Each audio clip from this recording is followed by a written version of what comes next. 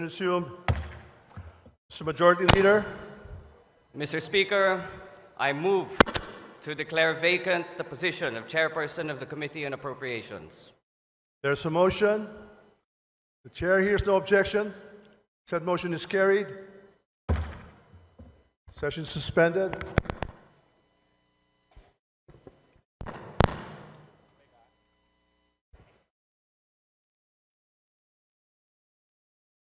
Session resumed. Mr. Majority Leader. Honorable colleagues, the Speaker of the House of Representatives, the Honorable Ferdinand Martin G. Romualdez, will address the body. Manila 6th District Congressman and House Quad Committee Co-Chairman Benny Abante. Sir, magandang hapon and thank you for joining us today. Magandang hapon. Hi, Congressman. Hi, magandang hapon sa inyo. Good to see you again, sir. Yeah. It's been a while since we had Oo you. nga. Happy New Year po. Happy New Year, Happy New Year. Happy New Year. Sir, teka, simulan ka na para makarami tayo. We heard na dineclare ng bakante ang Appropriations Committee Chairman position. Parang nakakabigla po. Ano po nangyari? I understand you're also the Vice Chair, di ba, of the committee? Oh Is that yeah, correct? pati ako nabigla. Ay, ikaw naman, sir. Nabibigla po ba kayo? I don't know. Talagang wala akong alam-alam. Hindi ba kayo ang papalit, Kong? Wala. I don't even know kung bakit siya papalitan o tinanggal. Talagang wala. Blackout talaga ako dyan. But sir, that's a major decision because it's one of the most powerful, one of the Yes. more powerful positions in Yeah, appropriations. so yun. Anyway, tapos ng budget, approve na yung budget natin. So Tapos na yung trabaho niya. wala nang masyadong gagawin ng ang Committee on Appropriations at this time until the end of the 19th Congress. Yes, sir. Wala kayong nabalitaan sa within the chamber, Congressman, that might have led to the relief. Paano? Wala Wala kayong talaga. Talagang walang, Paano as ako- in talagang wala eh. Ano Ako kung- nagtatanong din nga ako. May lumabas kasi na chismis more than a month ago na, ayun nga, may mga nagtutulak na mapalitan si Kong Saldi. Apro Head Saldi. No? Among others. Lumabas yung ganong klaseng chismis. Pero siyempre, chismis lang yon. Dahil nangyari ngayon, parang confirm yung chismis a month ago. No? Sir, yes, sir. Go ahead, Wala sir. ako narinig doon. Buti nga kayo, pero kayo narinig. Sir, let me put it this way, sir. Sa inyong pananaw, as Vice Chairman ng as Vice Chairman ng Committee on Appropriations, mukha bang na-trouble si Chairman dahil doon sa Budget? sa budget na ipinasa ng plenaryo at nirevise ng BICAM? Well, alam naman natin sa BICAM talagang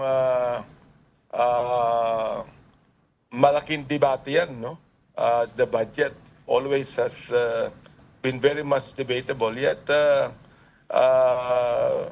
ito namang si Congressman Saldi ko, as I've known him, is just a quiet guy, no?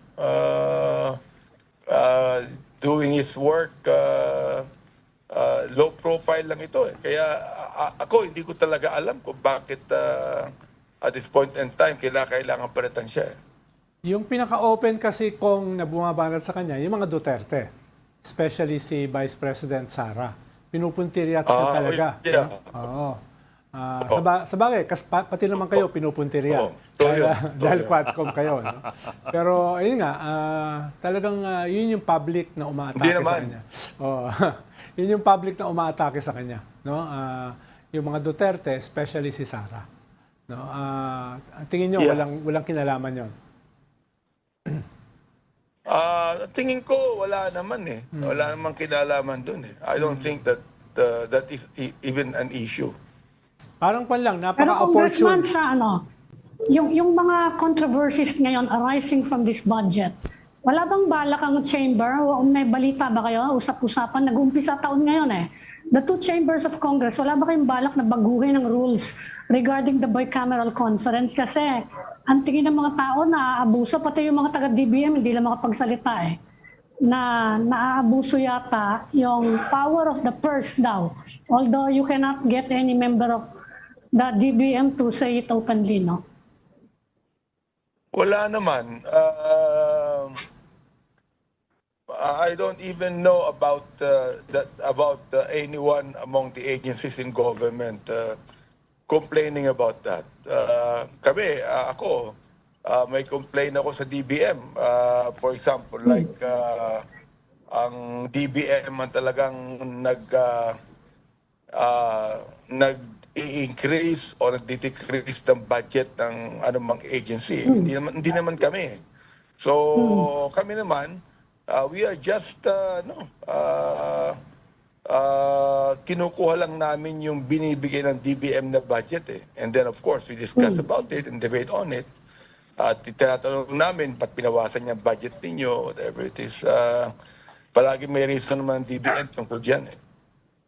Hindi ba kung napaka-opportune time dahil may malaking rally yung iglesia, tapos ngayon natanggal yung isa sa pinaka-powerful na chairman ng Kongreso? Wala bang connection yan, yung rally natin ng iglesia ngayon? I don't think so. Wala naman akong nakikitang relationship dyan. Pero kung like it or not, people will read things into the timing, di ba? You have a massive rally kahit paano ng Iglesia ni Cristo, like it or not, it's still in support of Sara Duterte. That's the way Yeah, it is. totoo yun. And then you have a replacement of a major House leader in a very powerful committee that dealt with the budget, which is also Yeah. controversial. Yeah, totoo yan. Kaya nga kami, when we were there, nung in-announce yan ng majority leader, kami, yung nakapalibo sa akin mga congressman, we were all surprised about it. Di ba kung may umiikot ngayon na statement of support para kay Speaker, anong status nun? Hindi ko talaga alam eh. Alam mo, may umiikot man, pero we still do not know the status of it eh. So, hindi Pero ba- wala namang problema as far as supporting the speaker is concerned.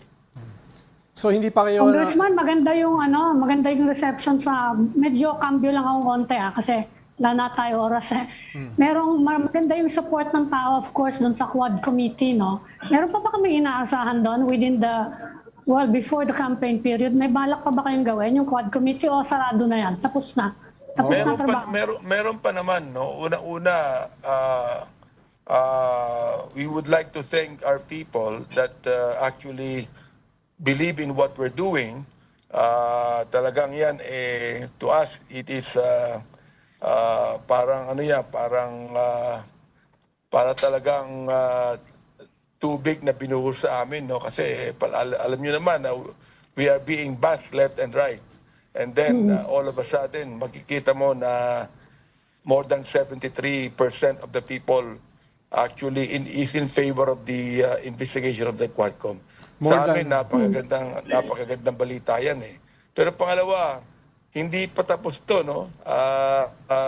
Marami pa dapat kami dito. Particularly, the next Quadcom hearing, we might tackle on the Pogo issue. para lang Hindi mo malinaw specific, sa... ano po sa Pogo issue? Ano po dun sa Pogo issue balak nyo? Una, ang gusto namin malaman yung money trail eh.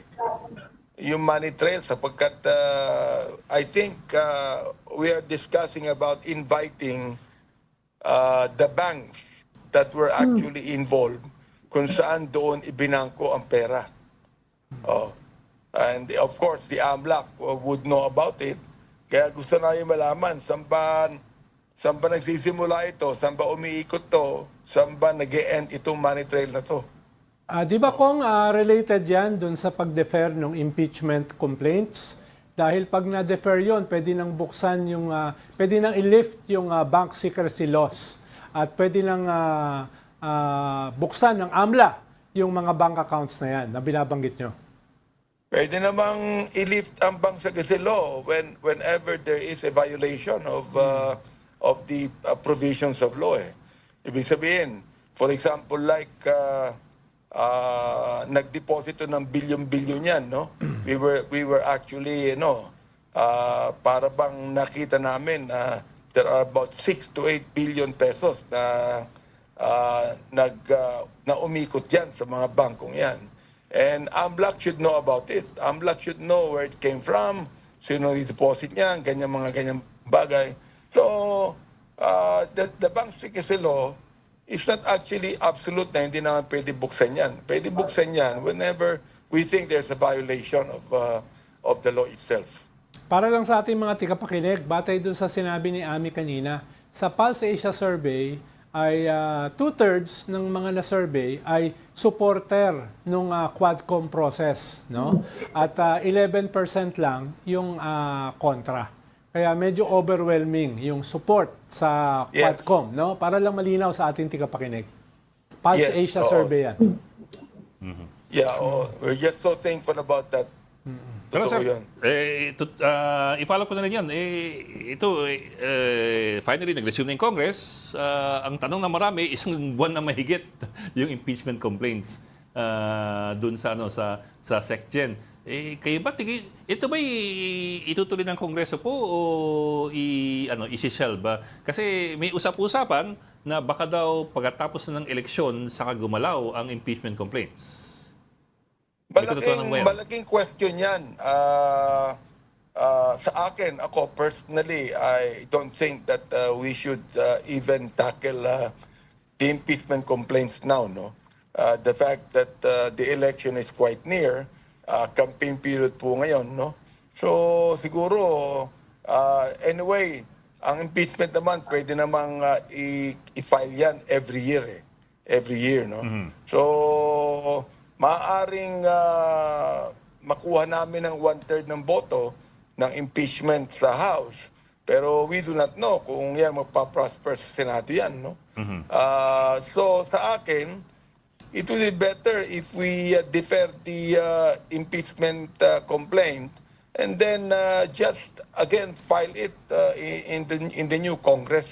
Yes, sir. Pero sir, yan ba'y napag-usapan ninyo among the House leaders at meron bang desisyon tungkol dyan sa timing? Hindi pa. Kaya nga tinatanong ko kanina yung ibang mga House leaders natin and sila din na we're in a quandary kung ano talagang gagawin ng leadership about that. Pero di Pero ba ano po yung sense nyo? If you talk to the House leaders, ano po yung sense ninyo? Pareho pa, do they agree with you na yung susunod na Kongreso na lang ang mag-tackle ng impeachment ng Palagay Vice ko, President? I think so. Nakikita ko naman na yung ba sinasabi ko sa kanila, they're more amenable to that than actually discussing the impeachment complaints now. Pero kung sakaling hindi mag-prosper yung impeachment, maghihintay pa ng 1 year, di ba? Bago magkaroon ng Yes. uli ng mga file, no? May 1-year ban. Yes. Oh, yes. In fact, 2026 pa yun. baka kung hindi pa naman to binibigay sa Committee on Justice Yes. pag binigay na yan sa Committee on Justice may 1 year Nakaandar. ano na yan kaya palagay ko hindi na rin pag-uusapan yan Okay. Okay. I suppose that's anyway, sir, so tama intindi namin, no? From your perspective, mukhang even the House leadership is parang hindi The House leadership ayaw. mukhang Oo. hindi ganadong ipuso ngayon. Or pinag-uusapan pa. Yeah. Or pinag-uusapan pa. They're quite cold about the impeachment complaints. Yes. Okay. Okay. At least that's clear kasi we've been in the dark for so Yan. long Okay, maraming salamat. Congressman Benny Abante, 63 Congressman at House Quad Committee Co-Chair.